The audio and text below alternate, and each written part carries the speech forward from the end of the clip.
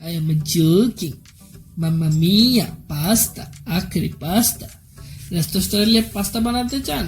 তাহলে লক্ষ্মী সোনাটির মতো ভিডিওটি স্কিপ না করে পুরো ভিডিওটি দেখুন। নমস্কার বন্ধুগণ, আমি দিগ্বিজয় দে, আপনারা দেখছেন দিগ্বিজয় কিচেন। পাস্তা বানানোর জন্য প্রথমে একটি পাত্রে জল নিয়ে নেবেন। জল নেওয়ার পর পাস্তার বেসগুলো আস্তে আস্তে ওই জলের মধ্যে ঢেলে দিবেন। সব পাস্তার বেসগুলো কিন্তু সেমই থাকে। পাস্তাটাকে আমাদের 60 to 70% সিদ্ধ করতে হবে। তাহলে কিভাবে বুঝবেন পাস্তাগুলা 60 to 70% সিদ্ধ হয়ে গেছে? পাস্তাটাকে উপরে উঠিয়ে দেখবেন যে ওই পাস্তাগুলো হালকা হালকা ট্রান্সপারেন্ট হয়ে গেছে। তারপর ওই পাস্তাগুলোকে অন্য একটি পাত্রে তুলে নেবেন। ভালো করে জল সরিয়ে পাস্তাটাকে তুলে রাখবেন। তারপর পাস্তার মেইন মশলা বানানোর জন্য নিয়ে নিতে হবে একটু বাটার আমি আমুলেরটা ইউজ করছি, আপনারা চাইলে অন্য কিছু ইউজ করতে পারেন। তারপর আমি বাটারের মধ্যে দিয়ে দিলাম একটু সাদা তেল। তারপর আমরা ওই সাদা তেলটাকে প্যানের চারদিকে ছড়িয়ে নেব। তারপর ওই সাদা তেল আর বাটারের মিশ্রণটার মধ্যে আমরা দিয়ে দেব কিছু কুচানো গাজর।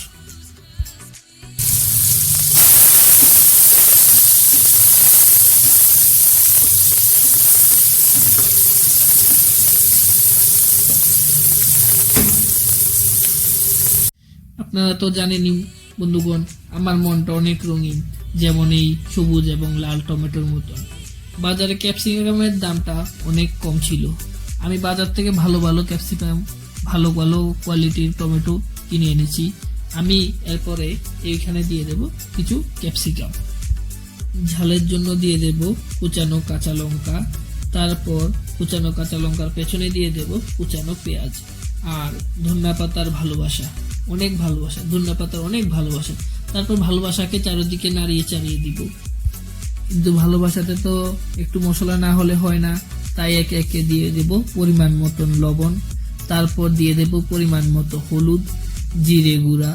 তারপর দিয়ে দেব ধনিয়া গুঁড়া, সামান্য পরিমাণ রেড চিলি পাউডার, ওটা আমরা লঙ্কা গুঁড়াও বলি। এটা দেব শুধুমাত্র রঙের জন্য। তারপর নাড়িয়ে নিব ভালো করে। তারপর আমি ঢাকা দিয়ে দেব, কারণ প্রেম ভালোবাসা সবজি ঢাকাতেই ভালো সেদ্ধ। ভালোবাসাতে যেমন একটু জল প্রয়োজন, সে ওই রকম ভাবেই আমাদের তরকারিতেও একটু জল প্রয়োজন। তাই আমি এখানে জল ঢেলে দিলাম। ও জল দেওয়ার পর এখানে আমি কিষানের টমেটো কেচাপ দিয়ে দিচ্ছি। তারপর আমরা একে একে দিয়ে দেব মেয়োনিজ। এই কেচাপটা দিলে না আমাদের রেসিপিতে ভালো একটা টেস্ট আসবে। ফার্স্টে আমি গার্লিক ইউজ করিনি, অর্থাৎ রসুন ইউজ করিনি। এখন আমি দিয়ে দেব মেয়োনিজ, তাও গার্লিক ফ্লেভারের। মেয়োনিজটা দেওয়ার পর নাড়াতে নাড়াতেই রেডি হয়ে যাবে আমাদের পাস্তার মেইন বেসটা। সবজির সাথে ভালো করে এই বেসটাকে আমাদের মিশিয়ে নিতে হবে। তারপর এই বেসটা যখন রেডি হয়ে যাবে না, তারপর আমরা ওই বেসটার মধ্যে দিয়ে দেব আমাদের ওই 70 to 80% রেডি যে পাস্তাটা আমরা একে একে পুরোটাই ঢেলে দেব। তারপর ঢেলে দেওয়ার পর মাখিয়ে নেব ভালো করে। তারপর মাখিয়ে নেওয়ার পর আমরা এটাকে চারদিক থেকে ভালো করে মিডলে এনে ওটার মধ্যে হালকা পরিমাণ জল দিয়ে দেব, কারণ এর মধ্যে আমরা দিতে হবে ম্যাগির যে পাস্তা মশলাটা আসলো ওইটা। জল না দিলে এটা চারদিকে ছড়ানো যাবে না। তারপর মশলাটাকে আমরা চারদিকে ছড়িয়ে দেব, এবং যাতে ওই মশলাটা চারদিকে সমপরিমাণ ভাবে পায় তার জন্য আমরা এটাকে নাড়িয়ে নেব। একটু হাই ফ্লেমে রাখতে হবে, কারণ জলটাকে তো আমাদের শুকাতে হবে। আর ওই পাস্তা যে 70%টা সেদ্ধ ছিল ওইটাকেও 100% সেদ্ধ করতে হবে। আহা হা হা, দেখুন তৈরি হয়ে গেল আমাদের সুস্বাদু পাস্তা।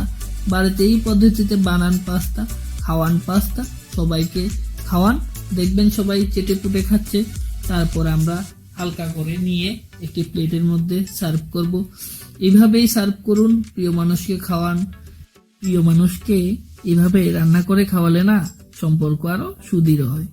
তাই বন্ধুগণ বলছি, সম্পর্ক সুদৃঢ় করার জন্য এভাবেই পরিবেশন করুন, খাওয়ান প্রিয় মানুষকে, সম্পর্ক আরো অনেক অটুট হয়ে থাকবে। তাহলে বন্ধুগণ আজকের জন্য বিদায় চাইছি। আজকের জন্য এতটুকুই।